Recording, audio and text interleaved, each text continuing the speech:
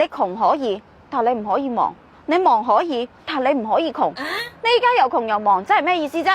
其實我唔單止又窮又忙，我仲老，唔單止老，仲要經常飲中藥。咧，又過年啦，琴晚計咗下條數，捱生捱死一整年，餘額負26蚊7毫4。你點可以講到咁自在嘅咧？唔自在唔通燒炭啊？個個生活都一地雞毛噶啦，撐得住要撐，撐唔住都要撐。你唔焦慮嘅咩？有對比先至有焦慮。做人咧要學識選擇性發雞盲，唔好下下及住自己冇嘅嘢，人哋搵到係人哋本事。明明係牛馬嘅質地，夾硬逼自己做千里馬嘅成品，你唔焦慮邊個焦慮啊？我真係第一次見到有人窮得咁理直氣壯。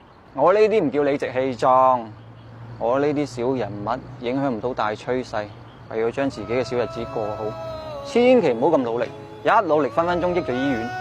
仲有，我係窮，但唔係坦，冇我哋呢啲窮人貢獻 GDP， 世界上根本唔會有錢人存在。睇嚟你仲窮得好享受。冇話享唔享受嘅。